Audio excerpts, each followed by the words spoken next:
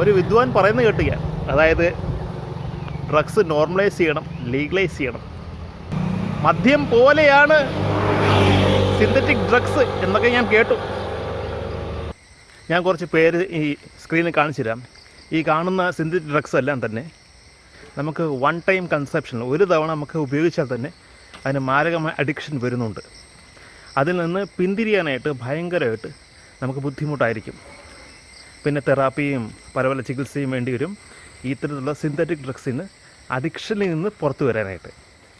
മദ്യം പോലെയല്ല മെഥാംഫെറ്റാമൈൻ, മദ്യം പോലെയല്ല ഹെറോയിൻ, മദ്യം പോലെയല്ല ക്രാക്ക് കൊക്കൈൻ, മദ്യം പോലെയല്ല ഫെൻറ്റനൈൽ, മദ്യം പോലെയല്ല എന്ത് NPS, അല്ലെങ്കിൽ നമുക്ക് പറയുകയാണെങ്കിൽ ഡിസൈനർ ഡ്രഗ്സ്. ഇതൊന്നും മദ്യം പോലെയല്ല കേട്ടോ. അപ്പം മദ്യം പതുക്കെ നമുക്കൊരു ഡെവലപ്പ് ചെയ്യുന്ന ഒരു അഡിക്ഷനാണ്. അത് പതുക്കെ ഗ്രാജുവലി ഇൻക്രീസ് ചെയ്യുന്നൊരു അഡിക്ഷനാണ് മദ്യത്തിൻ്റെത്.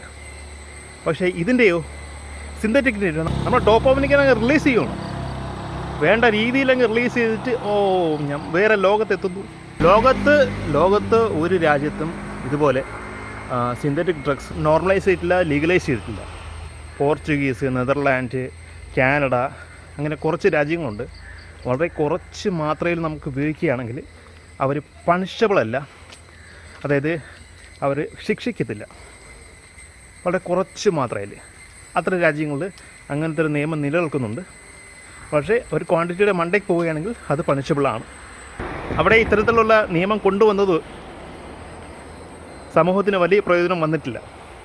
അവിടുത്തെ സമൂഹം എത്രയുണ്ട് നിങ്ങൾ ചിന്തിച്ച് നോക്കിയേ, എത്ര സമൂഹമുണ്ട് അവിടെ? വളരെ തുച്ഛമായൊരു എണ്ണം മാത്രമേ ഉള്ളൂ. ആ ഒരു നിയമം നമ്മുടെ ഭാരതത്തിൽ ഏർപ്പെടുത്താൻ പറ്റത്തില്ല. അപ്പോൾ ഈ ഒരു മാറ്ററിൽ എൻ്റെ സ്റ്റാൻഡ് ഇതാണ്: നമ്മളൊരിക്കലും ഇത്തരത്തിലുള്ള ഡ്രഗ്സ് ഉപയോഗിക്കരുത്, ഒരു ഡ്രഗ്സ് ഉപയോഗിക്കരുത്. ഡ്രഗ്സ് ഉപയോഗിക്കുന്ന നമുക്ക് നമ്മുടെ ശരീരത്തിന്, നമ്മുടെ സൊസൈറ്റിക്ക്, നമ്മുടെ രാഷ്ട്രത്തിന് നല്ലതല്ല. ഈ പറയുന്ന സാധനങ്ങളെ മദ്യമായിട്ട് കമ്പയർ ചെയ്തിട്ട് സമൂഹത്തിൽ ഈ സിന്തറ്റിക് ഡ്രഗ്സ് ഉപയോഗിക്കണം, നോർമലൈസ് ചെയ്യുന്ന പരിപാടിയുണ്ടല്ലോ, അത് നിർത്തിക്കോ കേട്ടോ. അതിൻ്റെ ആവശ്യമില്ല. പിന്നെ എൻ്റെ ഒരു അസംഷൻ, ഈ ടി വിയിൽ വന്ന് പറഞ്ഞ വിദ്വാനുണ്ടല്ലോ, അയാൾക്ക് ഈ ഡ്രഗ്സ് മാഫിയായിട്ടൊരു ബന്ധമൊന്നും കാണത്തില്ല. ഈ ലോകത്ത് ഈ രണ്ട് ആശയങ്ങൾ നിലനിൽക്കുന്നുണ്ട്.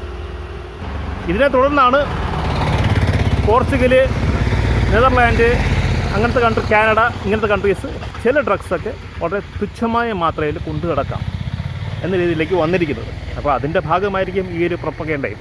അപ്പോൾ അതിനെ എല്ലാവരും അക്സെപ്റ്റ് ചെയ്യണം എന്നില്ല, ആരും അക്സെപ്റ്റ് ചെയ്യരുത്.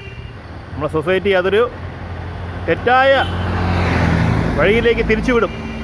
ഇതാണ് ഞാൻ പറയാൻ ഉദ്ദേശിക്കുന്നത്. വിദ്വാനെ കൊള്ളാം കേട്ടോ.